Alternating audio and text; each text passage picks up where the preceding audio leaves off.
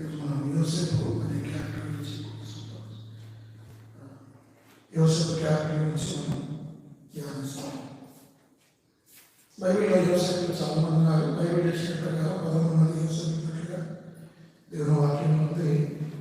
మరి యోసేపులు అనే పేరు చాలా ప్రాముఖ్యమైనది. ఇక్కడ యోసేపు అనే ఒకటి ఉన్నాడు. ఆయన రాబడిన ప్రకారంగా దావీదు కుమారుడు అంటే యోసేపు అని వ్రాయబడింది. కాబట్టి ఈ దావీదుకు 2 కుమారులు. ఆ 2 కుమారుల్లో మరి ఇక్కడ సొలొమోనుకు రెహబాముకు లేకపోతే మరొక లూకాసు వార్తలో అక్కడ వంశాలు ఉంది. అంటే దావీదు కుమారులు 2 ద్వారా ఒకరేమో యోసేపు, మరి తరంలో వచ్చేది మరొకరు మరియా. ఓవరాల్గా చెప్పాలంటే 2 కూడా దావీదుకు సంబంధించిన వారే, దావీదు సంతానం చెందిన వారే.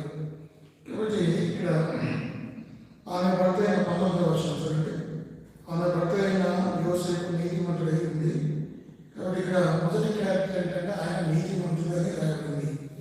యోసేపు ఈయన ఎంతో నీతిమంతుడైన వాడు అని దేవుని వాక్యం చెప్తుంది. కాబట్టి యోసేపు వలె మనం కూడా నీతిమంతులుగా తీర్చబడాలి. ఒక వ్యక్తి నీతిమంతులుగా ఏదైనా తీర్చబడతాడు. అబ్రహాము నీతిమంతులుగా తీర్చబడాలని వాక్యం చెప్తుంది. ఆదికాండం 15వ అధ్యాయం 5వ వచనం. ఆదికాండం 15వ అధ్యాయం 5వ వచనంలో 6వ వచనం. అతడు యెహోవాను నమ్మెను, ఆయన అతనికి నీతిగా ఎంచెను. కాబట్టి మనం దేవుని నమ్మినట్లయితే, ప్రభువును యేసుక్రీస్తును మనం విశ్వాసం ఉంచినట్లయితే నీతిమంతులుగా తీర్చబడతాము. యోసేపు నీతిమంతుడు, దేవుని యొక్క విశ్వాసం ఉంచినవాడు కనుక నీతిమంతులుగా తీర్చబడ్డాడు. నీతిమంతులుగా అంటే నీతిమంతులం అంటే ఏంటంటే మనమందరం మన నీతిమంతులం. మరి మన మురికి క్రియలను మరి ఇవన్నీ కూడా ఎలాంటి ఉంటాయి? 21వ కీర్తనలో రాయబడింది. కాబట్టి మన నీతి క్రియలను మురికి గుడ్డల వంటి వాక్యంలో ఉంది. కనుక దేవుని బిడ్డలుగా మన నీతిమంతులుగా ఏ విధంగా తీర్చబడతాం? రోమీయులకు రాసిన పత్రిక 5వ అధ్యాయం 1వ వచనం. జస్టిఫికేషన్ అనే మాట గమనించాలి. రోమా 5వ అధ్యాయం 1వ వచనం. రోమా కాబట్టి విశ్వాసము వలన మనం నీతిమంతులుగా తీర్చబడి యేసుక్రీస్తు విశ్వాసం ఉంచడం ద్వారా ధర్మశాస్త్ర సంబంధమైన క్రియల మూలంగా ఏ మనుషుడు ఆయన దృష్టికి నీతిమంతులుగా తీర్చడం మాట ఉంది. అదేవిధంగా రోమా 5వ అధ్యాయం యేసుక్రీస్తు విశ్వాసం ఉంచడం వల్ల మనం నీతిమంతులుగా తీర్చబడతాం. కాబట్టి యేసుక్రీస్తు వారు నీ కొరకై నా కొరకై ఆయన చనిపోయారు. 2వ కొరింథీ 5వ అధ్యాయం 21వ వచనం. 2వ కొరింథీ 5:21 ఉంది.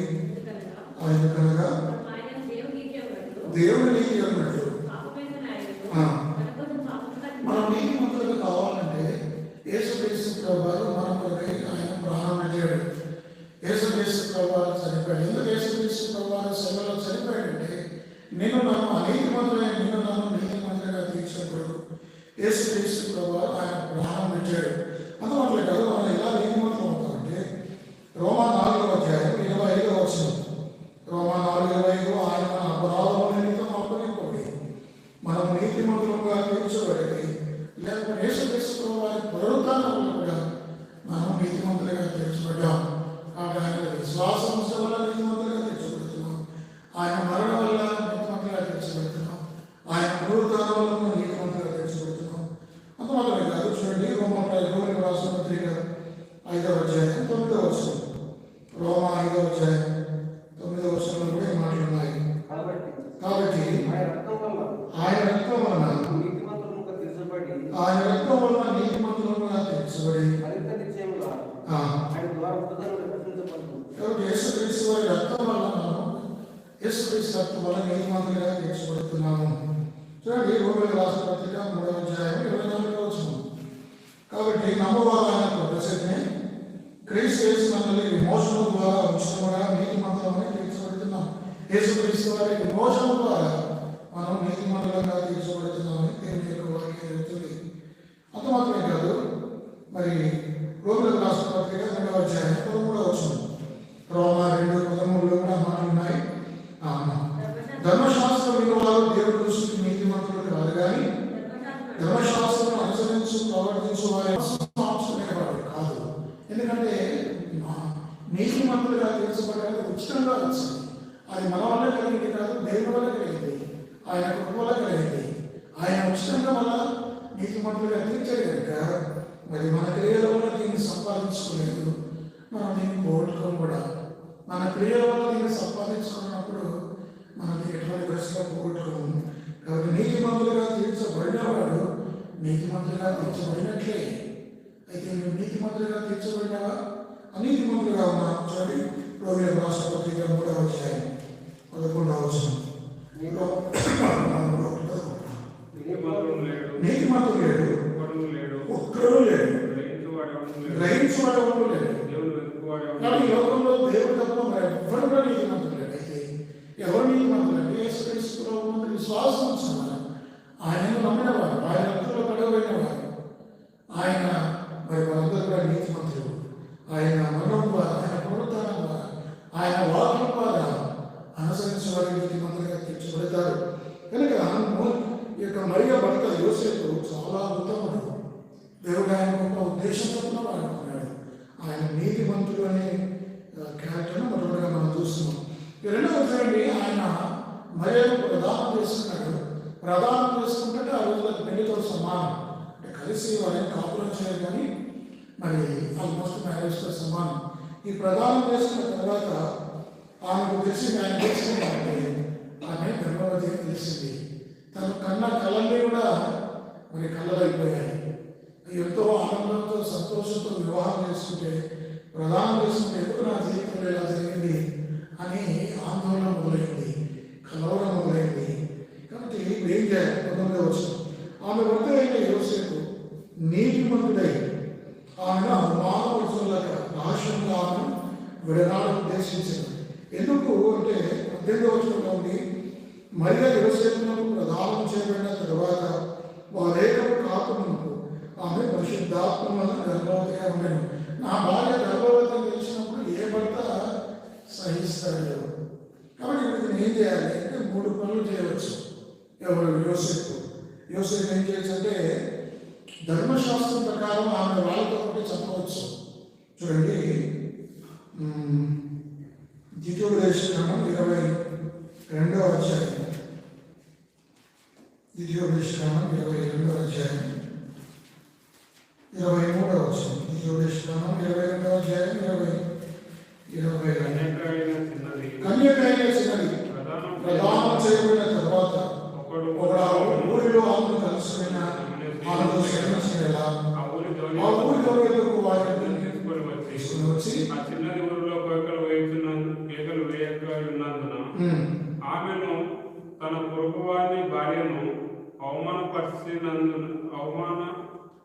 మనిషిని రాళ్ళతో చావబట్టాలి. చూసారా, ఇద్దరిని రాళ్ళతో చావబట్టాలి. ఆ మనిషిని కొట్టాలి, చావబట్టాలి, రాళ్ళతో ఆమెను చావబట్టాలి. ధర్మశాస్త్రం ప్రకారం డీల్ చేస్తే ఈమెను రాళ్ళతో కొట్టి చావబట్టాలి. అయ్యో నా భార్య ఏంటి ఇలా చేసింది, వ్యభిచారం చేసిందా, ఏం జరిగిందని చెప్పి మరి యోసేపు ఆ విషయం తెలియదు, దేవుడు అప్పుడు తెలియపరచలేదు. కానీ యోసేపు చాలా ఉత్తముడు, మంచివాడు. ఆమెను రాళ్ళతో కొట్టి చావబట్టలేదు. మరి రెండవది ఏం చేసిందంటే అవమానపరచులకు రహస్యంగా ఆమెను విడనాడు ఉద్దేశించాడు. చూడండి, ఆమె చాలా మంచి ఉత్తముడు కనుక ఆమెను అవమానపరచలేదు. ఈ రోజుల్లో చాలా మంది భార్యలు భర్తలు ఒకరినొకరు అవమానపరుచుకుంటారు. చీటి మాటకి చిన్నదానికి అవమానపరుచుకుంటారు. ఇంత పెద్ద ఘోరమైన పాపం, ఒక పాపం కాదు కానీ ఆయన దృష్టిలో ఇంత ఘోరాఘోరం జరిగితే కూడా ఆమె మాట మాత్రం పల్లెకు అనకుండా రహస్యంగా ఆమెను అవమానపరచలేదట. ఆమెను అవమానపరచడం నాకు ఇష్టం లేదని యోసేపు అంటాడు. రహస్యంగా విడిచిపెట్టాడు. భార్యాభర్తలు, కుటుంబ సభ్యులు, బాంధవ్యాలు ఒకరినొకరు విమర్శించుకోవటం, ఒకరి మీద ఒకరు చెప్పుకోవడం అనేది మంచిది కాదు. చూడండి, ఆ మాట వస్తే యోసేపు ఎంత కఠినంగా శిక్షించవచ్చు. కానీ యోసేపు అలాంటి మంచిది. యోసేపు ఉత్తముడు, నీతిమంతుడు, దయగలవాడు, ప్రేమగలవాడు కనుక ఆమెను మరియను ఆమె క్షమించినాడు. బైబిల్లో రాయబడింది. మరి ఎఫెసీ 4:32లో మరి దేవుడు క్రీస్తునందు క్షమించిన ప్రకారం మీరు ఒకరినొకరు క్షమించడం ఉంది. లూకా సువార్త 17వ అధ్యాయం చూడండి. లూకా సువార్త 17వ అధ్యాయం లూకాసు వార్త 17వ అధ్యాయం మొదటి 2వ వచనం 3వ వచనం. మీ విషయమై మీరే జాగ్రత్తగా ఉండుడి. నీ సహోదరుడు తప్పుదం చేసిన ఎడల అతను గద్దించును, అతను మారు మనసు ఉన్న ఎడల అతను క్షమించును. అతను ఒక దినంలో 7 మార్లు ఏళ్ళు తప్పుదం చేసి 7 మార్లు నేను తిరిగి మారు మనసు పొందిన ఎడల అతను క్షమించుకోవాలి. కాబట్టి ఈ యోసేపు ఎలాంటి వాడు అంటే క్షమాపణ కలిగిన వాడు. అవమానపరచడం కానీ, బయటకు చేయడం కానీ, 10 మందిలో తీసుకురావడం కానీ, ఇతరులకు చెప్పడం కానీ ఏమి చేయలేదు. భార్య పెంచాలని అవమానపరచలేదు. భార్య భర్త కుటుంబం ఇంటి యొక్క కుటుంబం జాగ్రత్తగా ఉంచుకోవాల్సిన బాధ్యత మన మీద ఉంది. భర్తను మనం అవమానిస్తే భార్య అవమానించబడినట్లే. ఒకవేళ భర్త భార్యను అవమానిస్తే భర్త కూడా అవమానించబడినట్లే. కాబట్టి నేనేదో ఆయన అవమానిస్తున్నాను, నేనేదో ఆయన అవమానిస్తున్నాను అనుకుంటున్నాను, కానీ అవమానం అది నీకు నాకు కూడా వస్తుంది. కాబట్టి కుటుంబంలో మనం మన పిల్లలు అవమానించవద్దు, తల్లిదండ్రులు అవమానించవద్దు. అర్థమైందండి? ఎవరి ఉత్తముడు మనం బహిరంగంగా యోసేపు ఉత్తముడు దేవుని కూడా లక్షణాలు ఎలా ఉంటాయంటే, ఎవరైనా ఏదైనా మనకు జరగడానికి షాకింగ్ సంఘటన మన జీవితంలో జరిగితే దాని గురించి మనం నిమ్మలంగా ఉండాలి, ఓవర్గా రియాక్ట్ అయి కాకూడదు. కాబట్టి మన యోసేపు ఆమెను అవమానపరచడానికి ఇష్టం లేదు, ఆమెను క్వైట్గా చేస్తుంది. అలా పరిస్థితుల్లో ఆలోచిస్తున్నాడు, ఏంటి నా వైవాహిక జీవితంగా జరిగింది, ఎందుకు ఇలా నా జీవితం జరిగింది, నేనేమి తప్పు చేశాను, దేవుడిని నేను ఎక్కడ అపనమ్మకంగా జీవించలేదు కదా, వాక్యం చదువుకుంటున్నాను, ప్రార్థన చేసుకుంటున్నాను, ధర్మశాస్త్రం నిర్వహిస్తున్నాను, నేను దావీదు సంతానం పుట్టినవాడను, ఎందుకు ఇలా జరిగిందని ఆలోచించుకున్నప్పుడు దేవుడు తన దూతలు పంపి ఈ విషయం మొత్తం మనం పంపిస్తున్నాడు. 20వ వచనం. అతను ఈ సంగతుల గురించి ఆలోచిస్తుండగా ఇదిగో ప్రభువు స్వప్నంలో అతనికి ప్రత్యక్షమై, దావీదు కుమారుడైన యోసేపు, నీ భార్య మరియు చేర్చుకునేందుకు భయపడను, ఆమె గర్భధరించినది పరిశుద్ధాత్మలో కలిగినది, ఆమె ఒక కుమారుడికను తన ప్రజలను వారి పాపం నుండి ఆయనే రక్షించగల ఆయన యేసు అని పేరు పెట్టుకోగలిగిన. చూసారా, దావీదు కుమారుడైన యోసేపు అని సంబోధన పెట్టినారా? ఆ సంబోధనలోనే యోసేపు ఎంత ఉత్తముడో మీరు అర్థం చేసుకున్నారు. దావీదు వంశం కూడా దావీదు కుమారుడుగా ఆయన వచ్చాడు. ఆయన అంటున్నాడు, మరి దేవుని వాక్యాన్ని ఆయన విన్నాడు, కాబట్టి దేవుని స్వరాన్ని లేకపోతే దేవుని యొక్క మాటను ఆయన విన్నాడు. మూడవది, యోసేపు ఎలాంటి వాడంటే దేవుని మాటను వినే దేవుడు. చూడండి, రోమీయులకు రాసిన పత్రిక 10వ అధ్యాయం 17వ వచనం. రోమా 10:17.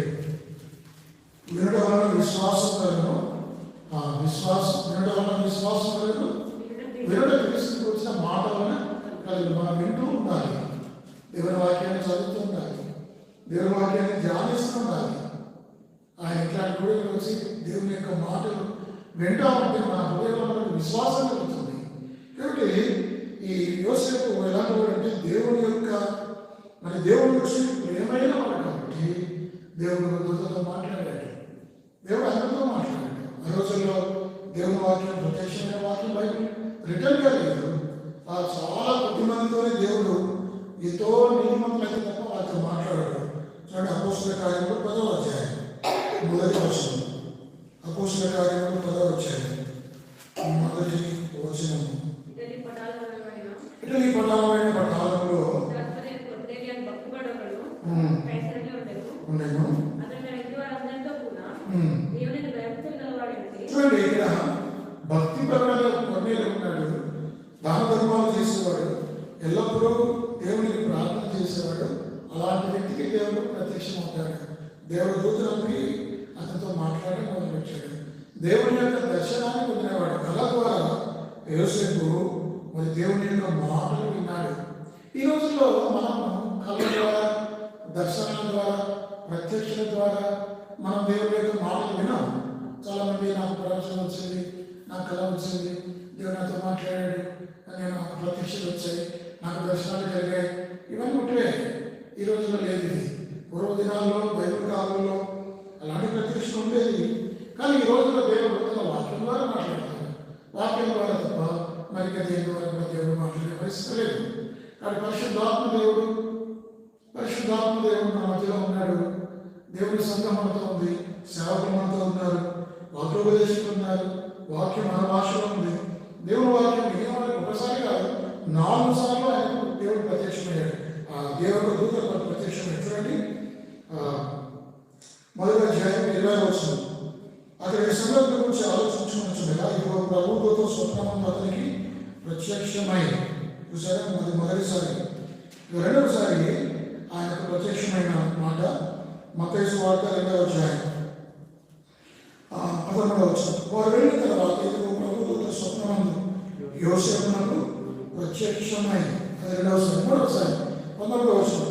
హేరోదు చనిపోయిన తర్వాత ఇదిగో ప్రభువు ఐగుప్తులో యోసేపునకు స్వప్నమందు ప్రత్యక్షమై, మూడవసారి. నాలుగవసారి 22వ వచనం. అయితే అక్కగా తన తండ్రి అయిన హేరోదును ప్రతిగా యోధేయ దేశంలో ఏడుచున్నాడని అక్కడికి వెళ్ళవచ్చి స్వప్నమును దేవుడి చేత బోధింపబడిన వాడి 4 సందర్భాలలో ఈయన స్వప్నం ద్వారా దేవుడి చేత బోధించబడ్డాడు. మూడవది ఇతను ఎలాంటి వాడంటే, మొట్టమొదటిగా నీతిమంతుడైన వాడు, రెండవది ఇతరులను అవమానపరిచిన వాడు, సులభంగా క్షమించేవాడు, మూడవది ఇతను ఎలాంటి వాడంటే దేవుని చేత బోధింపబడిన వాడు.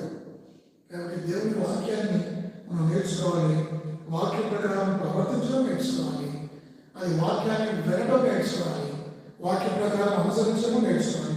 అది మూడవది. నాలుగవది ఏంటంటే వినడమే కాదు.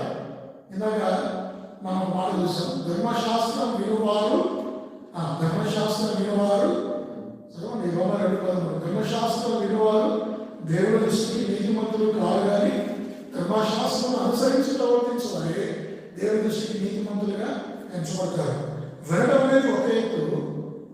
మత్తయి సువార్త 7వ అధ్యాయం 24వ వచనం. కాబట్టి నా మాటలు విని, అంటే ఇక్కడ బుద్ధిమంతుడు ఆయన మాటలు విన్నాడు, బుద్ధిహీనుడు కూడా ఆయన మాటలు విన్నాడు. 26వ వచనం. మరి నా మాటలు విని, అంటే బుద్ధిమంతుడు ఆయన మాటలు విన్నాడు, బుద్ధిహీనుడు కూడా ఆయన మాటలు విన్నాడు. మన ఏదో స్పెషల్ మీటింగ్స్ వెళ్ళి మంచి మంచి వాక్యాలు విని వందల వేల మందిలో ఇంత మంచి వాక్యం అనుకున్నంత మాత్రం మనం నీతిమంతులని తెలుసుకోవడం. మనం చాలాసార్లు ఇట్లా ఫీల్ అవుతాం. అది టెంపరీ, అది ఎమోషన్, ఉపయోగం అంతే. కేవలం వినడమే కాదు, విన్నది దాని ప్రకారం మనం చేయాలి. చూడండి, మత్తయి సువార్త 1వ అధ్యాయం 24వ వచనం. యోసేపు నిద్ర మేలుకొని ప్రభువు దూతలకు ఆజ్ఞాపించిన ప్రకారం చేసి తన భార్యను చేర్చుకుంది. చూసాడు, ప్రభువు దూత తనకు ఆజ్ఞాపించిన ప్రకారం చేశాడు. కాబట్టి దేవుని వాక్యం ప్రకారం మనం చేయాలి. ఏదైతే ఆజ్ఞలు ఉన్నాయో వాటిని మనం అనుసరించాలి. మనకు బాగా తెలిసిన వాక్యం యాకోబు రాసిన పత్రిక 1వ అధ్యాయం, యాకోబు 1వ అధ్యాయం చూడండి 22వ వచనం. మీరు వినువారు మాత్రమే ఉండి మిమ్మల్ని మీరు మోసపుచ్చుకోకుండా వాక్య ప్రకారం ప్రవర్తించేవారుగా ఇక్కడి సంవత్సరాల తరబడి నింపునే ఉన్నామా? సంవత్సరాల తరబడి బోధిస్తూనే ఉన్నామా? మరి దాని ప్రకారం ప్రవర్తించకపోతే మనం ఎంత మాత్రం యోసేపు వంటి వారు కాదు. కేవలం విని ఊరుకుంటే సరిపోదు. బుద్ధిమంతుడు విని ఊరుకున్నాడు, తీర్పు దినాన్ని తీర్పులో వచ్చేది. బుద్ధిమంతుడు విన్నాడు, దాని ప్రకారం చేశాడు, నిలబడ్డాడు. అర్థమైందండి? కాబట్టి విని ఊరుకోవడం కాదు, కానీ ఏదైతే వాక్యం మనం వింటున్నామో ఆదివారం కానీ, బైబిల్ పట్టణంలో కానీ, సంఘ ప్రాంతంలో కానీ, ఆయా స్పెషల్ మీటింగ్స్లో కానీ విన్న వాక్యాన్ని మనం ధ్యానించాలి, నెమరు వేసుకోవాలి, దాని ప్రకారం నేను ప్రవర్తించాలి. యోసేపు నీతిమంతుడా? నేను కూడా నీతిమంతుడుగా ఉంటాను. యోసేపు అవమానపరచలేదు తన భార్య, నేను కూడా అవమానపరచాను. యోసేపు మరి క్షమించేవాడా? నేను కూడా క్షమిస్తాను. యోసేపు దేవుని చేత బోధింపబడినవాడా? నేను వాక్యం దేవుని చేత మనం ఎలా బోధించబడతాం? దేవుని వాక్యాన్ని చదువుతాం. ఎల్లప్పుడూ దేవుని వాక్యం వచనాలను అడ్డుపడంగా మనం చదువుతూ ఉండాలి. దేవుని వాక్యం మన ఉదయాలు ఉండాలి, దేవుని చేత మనం బోధించబడాలి. కాబట్టి ఈ యొక్క ఇతను ఎలాంటి వాడంటే మరి దేవునికి విధేయత చూపినవాడు అని అర్థం. కాబట్టి దేవునికి విధేయత చూపించాడు, దేవుడు చెప్పినట్లుగా చేశాడు. ఏమని చెప్పాడంటే, యోసేపు నిద్ర మేలుకొని 24వ వచనం 1:24 మత్తయి ప్రభువుకి ఆజ్ఞాపించిన ప్రకారం చేసి తన భార్యను చేర్చుకుని. అది నాకు 5వ ఏంటంటే ఆయన ఎంతో పరిశుద్ధుడు, ఎంతో పవిత్రుడు అంటే చూడండి 25వ వచనం. ఆమె కుమారుని కనువరకు ఆమె ఎరగకుండెను, అతడు ఆ కుమారునికి యేసు అని పేరు పెట్టింది. ఆమెను ఎరగకుండెను. ఈ న్యూ నాట్ హై. అర్థమైందా? కాబట్టి దేవుని బిడ్డలుగా మరి పరిశుద్ధత అనే దానికి రోమా 6:22 ఉంది. పరిశుద్ధత కలుగుటే చూడండి, రోమా 6:22. దేవుని బిడ్డలుగా మనం నేను పరిశుద్ధుడు కనుక మీరు పరిశుద్ధంగా ఉండాలని దేవుని వాక్యం చెప్తుంది. మన మాటల్లో కానీ, తలపుల్లో కానీ, చూపుల్లో కానీ, ప్రవర్తనలో కానీ, క్రియలో కానీ, నడవడిలో కానీ పరిశుద్ధులకు తగినట్లుగా మనం జీవించాలి. కాబట్టి ఇతను మరి ఎటువంటి పరిస్థితుల్లో కూడా మరి ఆ 9 మాసాలు 3 మాసాలు మోసి నేను అనుకుంటాను అతను పాలు చేసి పాలు పరిచేంత వరకు కూడా ఆయన వెళ్ళలేదేమో. అంత పరిశుద్ధంగా పవిత్రంగా మరి ఎవరస్తుడు అవకాశం ఉంది. కానీ దేవుని కొరకు తను త్యజించుకున్నాడు, పరిశుద్ధంగా జీవించడం నేర్చుకున్నాడు. దేవుని బిడ్డలుగా మనకు కొన్నిసార్లు శోధనలు వస్తాయి, ఇలాంటి శోధనలు వస్తాయి. కామ సంబంధమైన శోధనలు, దురాశలు ఇలాంటివి వచ్చినప్పుడు, శోధనలు వచ్చినప్పుడు మనం నిగ్రహించుకోవాలి. నేను దేవుని బిడ్డను, నేను ఇలా చేయకూడదు, నేను ఇలా చూడకూడదు అని మనం జాగ్రత్తగా ఆలోచించుకోవాలి. కాబట్టి ఈ వ్యక్తి ఎలా ఉంటాడంటే పరిశుద్ధమైన వ్యక్తి. పవిత్రత, పరిశుద్ధత అనేది చాలా ప్రాముఖ్యం. చూడండి, మరి దీని ఏమంటారంటే ఇంగ్లీష్లో సిన్స్ అంటారు. అది చాలా ప్రమాదకరమైనది. కొలొస్సీయులకు రాసిన పత్రిక 3వ అధ్యాయం 5వ వచనం. కొలొస్సీయులకు రాసిన పత్రిక 3వ అధ్యాయం. కావున భూమి మీద ఉన్న మీ అవయవములను అనగా జారత్వమును, అపవిత్రతను, కామాతురతను, దురాశను, విగ్రహార్థమైన ధనాపేక్షను చంపివేయి. చూసారు ఇక్కడ 5 విషయాలు: జారత్వము, అపవిత్రత, కామాతురత, దురాశ, విగ్రహారాధన అనే ధనాపేక్ష. ఈ 5 కూడా చంపివేయాలి. 1 తెస్సలోనిక 4వ అధ్యాయం. అపోస్తలుడైన పౌలు తెస్సలోనిక రాసిన పత్రిక 4వ అధ్యాయం 3-4 వచనాలు. మీరు పరిశుద్ధులవుతే అనగా మీరు జాగ్రత్తలకు దూరముగా ఉంటే దేవుని చిత్తం. మీరు ప్రతి వాడును దేవుని ఎరిగిన అన్ని జనుల వలె క్రమాభిలాషయందు కాక పరిశుద్ధతను, ఘనతను, తన ఘటము ఎటులో కాపాడుకోవాలో అది ఎరిగినట్టే దేవుని చిత్తము. ఘటం అంటే ఘటం అంటే ఉండగా, ఘటం అంటే ఏంటి? శరీరం. కానీ మన శరీరాన్ని జాగ్రత్తగా కాపాడుకోవాల్సిన, దీన్ని అపవిత్రపరచుకోకూడదు. కొరింథీయులకు రాసిన 1వ పత్రిక 6వ అధ్యాయం. 1 కొరింథీ 6వ అధ్యాయం 18, 19, 20. జాగ్రత్తలకు దూరంగా పారిపోండి. మనుషులు చేయబడి పాపమును దేహమును వెలుపలి కానీ జాగ్రత్త చేయబడి తన సొంత శరీరముకు హానికరంగా పాపం చేయించున్నాడు. మీ దేహము దేవుని వల్ల మీకు అనుగ్రహింపబడి మీలో ఉన్న పరిశుద్ధాత్మక ఆలయమైనదని మీరు ఎరగరా? మీరు మీ శత్రుగాలు విడవబెట్టి కొనబడిన వారు కనుక మీ దేహంలో దేవుని మహిమపరచండి. యోసేపు జీవితంలో తన జాగ్రత్త పరుచుకున్నాడు, తన శరీరాన్ని అపవిత్రపరచుకోలేదు. మరి దేవుడు చెప్పినట్లుగా ఆయన ముట్టుకోలేదు. చూసారా ఎటువంటి పరిశుద్ధత, ఎంత నీతిమంతుడు, ఎంత పరిశుద్ధుడు, ఎంత పవిత్రత కలిగినవాడు. ఇక్కడ దేవుని బిడ్డలంగా ఇలాంటి మంచి లక్షణాలు మనం కలిగి ఉండాలి. అందువల్ల కదా యోసేపు ఎలాంటి వాడంటే, చూడండి, దేవుడు ఆయన ఒక సాధనంగా వాడుకున్నాడు. చూద్దాం మనం మత్తయి సువార్త 2వ అధ్యాయం 13వ వచనం. వారు వెళ్ళిన తర్వాత ప్రభుత్వంతో స్వప్నమందు యోసేపునకు ప్రత్యక్షమై హేరోదు ఆ శిష్యులను సంహరించవాలని ఆయనను వెతుకపోతున్నాడు కనుక నీవు లేచి ఆ శిష్యులను ఆయన తల్లిని వెంటబెట్టుకొని ఐగుప్తునకు పారిపోయి నేను నీతో తెలియజెప్పు వరకు అక్కడనే యుద్ధమని అతనితో చెప్పాను. కాబట్టి అతను ఎలాంటి వాడంటే క్రీస్తును చిన్న వయసులో భద్రపరచడానికి దేవుడు అతన్ని ఒక సాధనంగా వాడుకున్నాడు. దేవుడు మనకు కూడా కొన్ని బాధ్యతలు ఇస్తాడు, ఇది చేయాలి. క్రీస్తు సంఘం, దేవుని సంఘం నిమిత్తమై మనం కొన్ని పనులు దేవుడు మనకు అప్పచెప్పినప్పుడు, కొన్ని పరిచయం మనకు అప్పచెప్పినప్పుడు దాన్ని నమ్మకంగా చేయాలి. పాప యోసేపు చాలా పేదవాడు, ఏమీ లేనివాడు, ఏదో వడ్డాన్ని పని చేసేవాడు, ఆయన డబ్బు లేదు. ఆయనకు మరి చాలా మంది యువకులు అక్కడ ఎక్కడ ఉంటారు, ఐగుప్తులో ఉంటారు. హోషేయ గ్రంథం 11వ అధ్యాయం 1వ వచనం. హోషేయ గ్రంథం 11:1. ఇశ్రాయేలు బాలుడై ఉండగా నేను అతనిలో ప్రేమ కలిగి నా కుమారుని ఐగుప్తు దేశంలో నుండి పిలిచితిని. నా కుమారుని ఐగుప్తు దేశంలో నుండి పిలిచితిని. చూసారా? కాబట్టి ఐగుప్తు ప్రవచనం, హోషేయ ప్రవచనం నెరవేర్చబడాలని మరి ఐగుప్తుకు వెళ్ళాలి. ఈశ్వరిస్తూ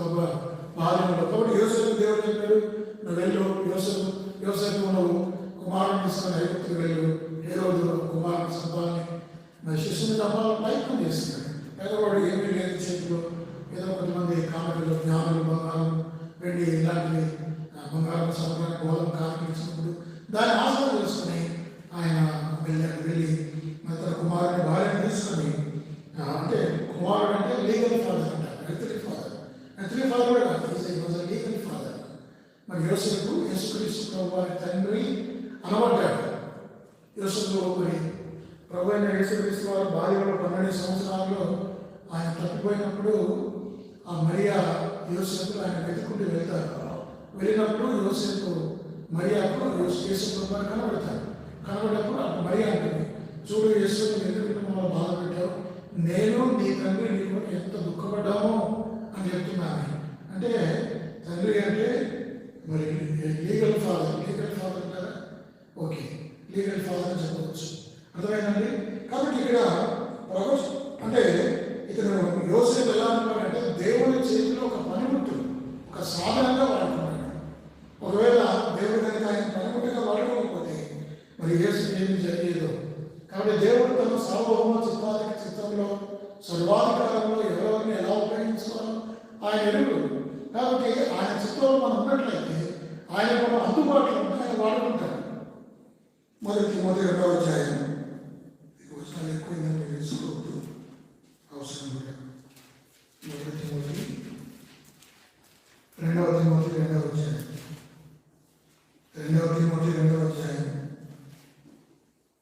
20వ వచనం.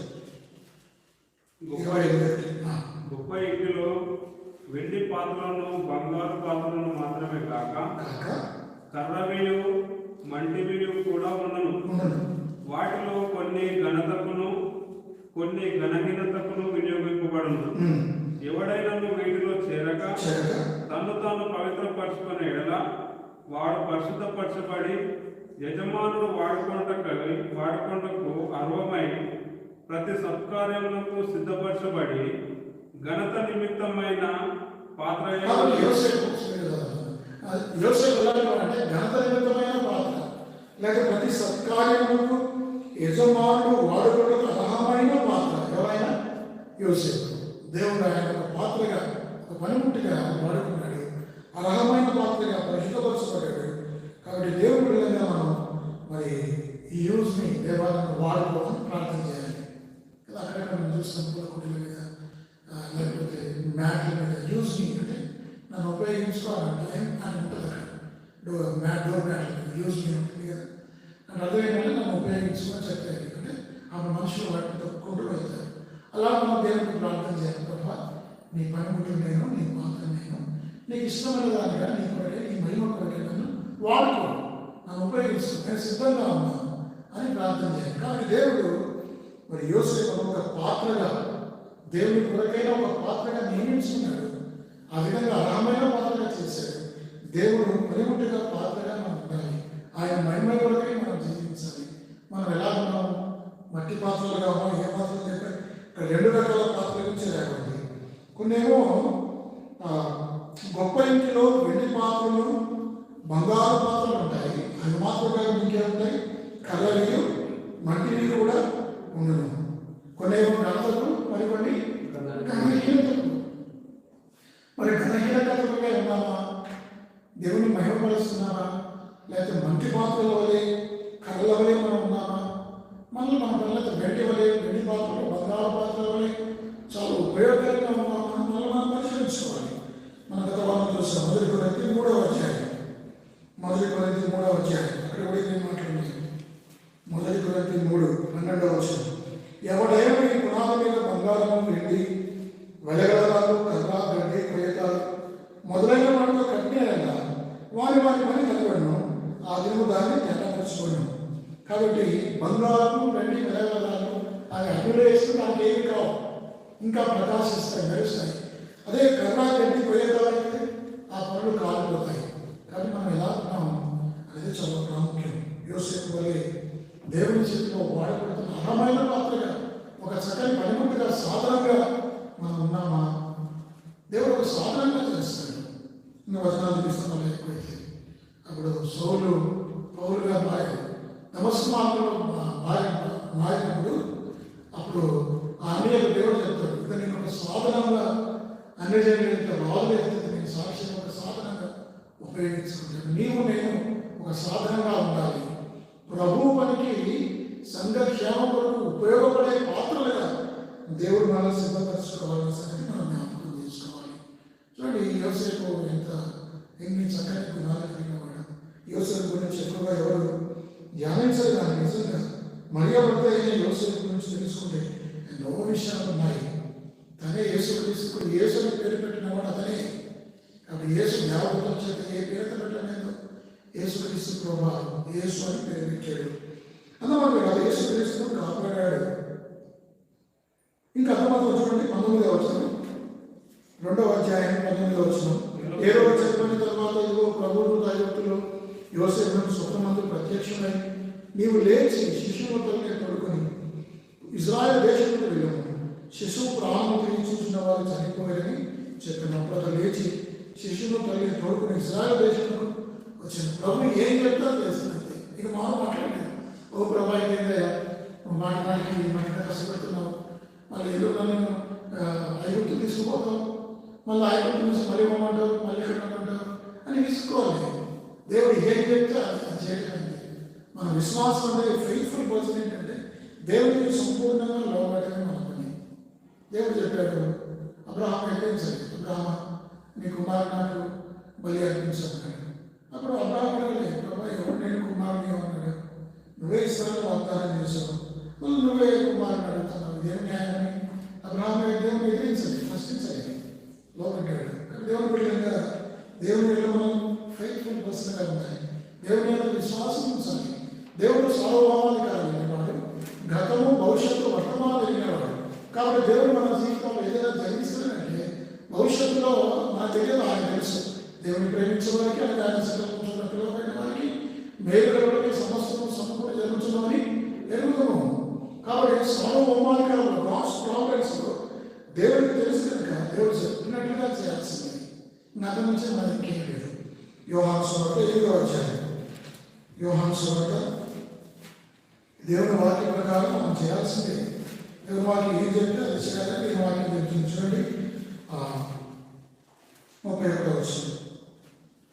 కాబట్టి యేసు తను నమ్మిన యూదులతో మీరు నా వాక్యమందు నిలిచిన వారైతే నిజముగా నా శిష్యులై ఉండి సత్యము గ్రహించదు. చూసారా, వాక్యమందు నిలిచి ఉండాలంటే నేను చెప్పినట్లుగా వినాలి. ఆయన ఏదైతే చెప్తాడో మనం గతంలో కూడా మాట చూసాం రాష్ట్రీయ కూడా. ఆయన ప్రేమించడం అంటే ఏంటి? ఆయన ప్రేమించడం అంటే ఆయన ఆజ్ఞలు భయపడగా ఆయన ప్రేమించాడు. దేవుడి విధంగా మరి దేవుడు చెప్పినట్టుగా చేశాడు. విశ్వాసం ఉంచాడు, విశ్వాస ప్రకారం అతను ప్రవర్తించాడు. చివరికి అతను ఏం చేశాడంటే చూడండి అన్నమాట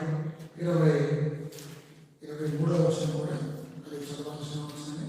23 చదవండి.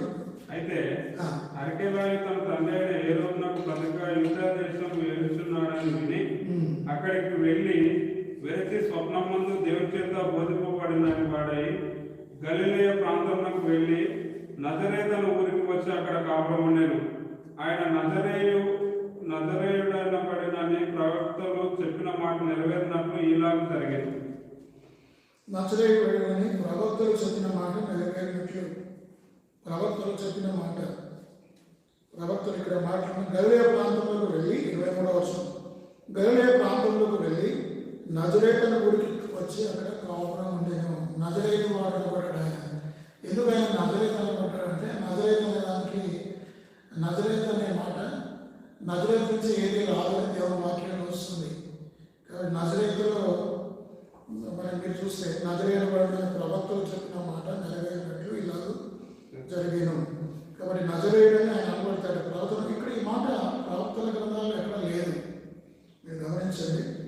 మత్తయి సువార్త 2వ అధ్యాయంలో ఆయన నజరేయుడు అనబడినని ప్రవక్తలు చెప్పిన మాట నెరవేరినట్లు ఇలాగ జరిగాను. డైరెక్ట్గా ఆయన నజరేయుడని రాయబడిన మాట లేదు. కానీ బైబిల్లో ఏమంటే నజరేయుడు అంటే తోసివేయబడింది. నజరేతు నుంచి మంచిది ఏదైనా రాగలదా అని అర్థం అన్నారు కదా. కాబట్టి నజరేతు అనే మాట తీసివేయబడిన మాట, తోసివేయబడిన అనే మాట. కాబట్టి ఇక్కడ ప్రవక్తలు చెప్పిన మాట నెరవేరును. కాబట్టి మత్తయి సువార్త 5వ అధ్యాయంలో ఉన్న మాటలు మీరు గమనించవలసి ఉంది. మత్తయి సువార్త 3వ అధ్యాయంలో మీరు చూస్తే 2వ అధ్యాయంలో 4 విషయాలు మనం జ్ఞాపకం చేసుకోవాలి. ఇక్కడ కూడా మత్తయి సువార్త 1వ అధ్యాయం 4 సార్లు పొందుతాం. అంత మాత్రమే ఎంతో ధైర్యమైన వ్యక్తి యోసేపు ఎలాంటి నీతిమంతుడు ముగిస్తాను నేను. కాబట్టి విధేయత కలిగిన వాడు, అయినా నీతిమంతుడైన వ్యక్తి, విధేయత కలిగిన వ్యక్తి. మత్తయి సువార్త 1:25 మరి protector, he was a protector. మత్తయి సువార్త 2:13-15 ఉంది. 4వది ప్రొవైడర్. మత్తయి సువార్త 2వ అధ్యాయం 13వ వచనం. కాబట్టి అతను కుటుంబాన్ని పోషించేవాడు. కాబట్టి కుటుంబాన్ని పోషించిన వాడని మార్కు సువార్త 6వ అధ్యాయంలో ఆయన కుటుంబాన్ని పోషించిన వాడు. అంత మాత్రమే కాదు, ఇంకొక మాట లూకా సువార్త 2వ అధ్యాయం 4వ వచనంలో ఎంతో దీనత్వం కలిగేవాడు. ఒక మాట చదువుతాను. లూకా సువార్త 2వ అధ్యాయం 4వ వచనం. హంబుల్. యోసేపు దావీదు వంశంలోను గోత్రంలోను పుట్టినవాడు కనుక తనకు భార్యగా ప్రదానం చేయబడిన గర్భవతి అయి ఎండిన మరియతో కూడా ఆ సంఖ్యలో రాయబడ్డకు గలియాలోని నజరేతు నుండి యూదయలోని బెత్లెహేమనబడిన దావీదు ఊరికి వెళ్ళాడు. కాబట్టి చాలా చిన్న పట్టణంలో, చిన్న గ్రామంలో, నజరేతులో పేద ఇంట్లో ఉండడానికి ఇష్టపడ్డాడు యోసేపు. మరి అంత గొప్ప వ్యక్తి, దేవుని చేత దర్శనం పొందేవాడు, దేవుడి ద్వారా యేసుక్రీస్తుని కాపాడినవాడు. అలాంటి గొప్ప వ్యక్తి ఇదేంటంటే ఆయన గురించి దేవుని వాక్యంలో చూస్తే రాయబడినామంట, యోసేపు దావీదు వంశంలోను గోత్రంలోను పుట్టినవాడు కనుక తనకు భార్యగా ప్రధాన చేయబడి గర్భవతి మరియతో కూడా అసంఖ్యలో రాయబడ్డకు గలిలయలోని నజరేతు నుండి యూదయలోని బెత్లెహేమనబడిన దావీదు ఊరికి వెళ్ళింది. కనుక దేవుని బిడ్డగా యోసేపు యోసేపు వంటి లక్షణాలు, గుణలక్షణాలు మనం కలిగి ఉండడానికి మనం ప్రయత్నం చేయాలి. యోసేపు ఎలాంటి వాడంటే మొట్టమొదటిగా అతను నీతిమంతుడని మనం చూసాం. రెండవది అతను అవమానపరచలేదు, ఇతరులను మరి చేర్చుకున్నాడు, క్షమించే మనసు కలిగినవాడు, దయగలవాడు. అతను చంపవచ్చు, రాళ్ళతో కొట్టి చంపవచ్చు, అలా చేయలేదు. కాబట్టి ఎంత మంచి మనస్సు, దయగల వ్యక్తి అతను. మరి యేసు కలిసి వాడిని భద్రపరిచిన వాడు. అక్కడ దేవుని మనం దేవుని పాత్రగా మరి మనం ఎంత మాత్రమే కాదు, ఆయనకు వినయం చూపించాలి. యోసేపు ఎంతో వినయమైన మనసు వాడు. ఆ యొక్క అంత మాత్రమే కాదు, కరేజ్, ఫెయిత్ఫుల్. మాట్లాడి మత్తయి సువార్త 1:24 ముగిద్దాం. యోసేపు నిద్ర మేలుకొని దూత తనకు ఆజ్ఞాపించిన ప్రకారం చేసి తన భార్యను చేర్చుకొని ఆమె కుమారుని కను వరకు ఆమె ఎరుగకుండెను. కాబట్టి యోసేపు ఎంతో విశ్వాసం కలిగినవాడు, నమ్మదగినవాడు, దేవునికి లోబడినవాడు. ఇన్ని మంచి లక్షణాలు యోసేపులో ఉన్నాయి. దేవుని బిడ్డలుగా ఎంతో వాక్యం మరి మరియ భర్త అయిన యోసేపు ఎలాంటివాడు, ఆయన ఎంత ఉత్తముడో, ఎంత మంచివాడో. మరి చిన్ననాటి నుంచి యోసేపు ఎంతో భయభక్తిలో యేసుక్రీస్తు వారిని పెంచాడు.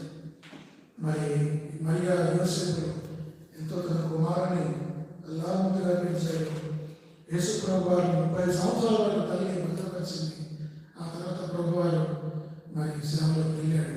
కాబట్టి 30 సంవత్సరాల్లో మరి యేసుక్రీస్తు వారి తల్లిదండ్రుల సమక్షంలో యేసు ప్రభువారు లోబడ్డాడు. నిజంగా యోసేపు జీవితం ఎంతో గొప్పది. మరి యోసేపు వంటి వారంగా మనం కూడా ఉండాలి, ప్రభువుకు సాక్ష్యంగా ఉండాలి, విధేయత చూపించాలి, వినయంగా ఉండాలి.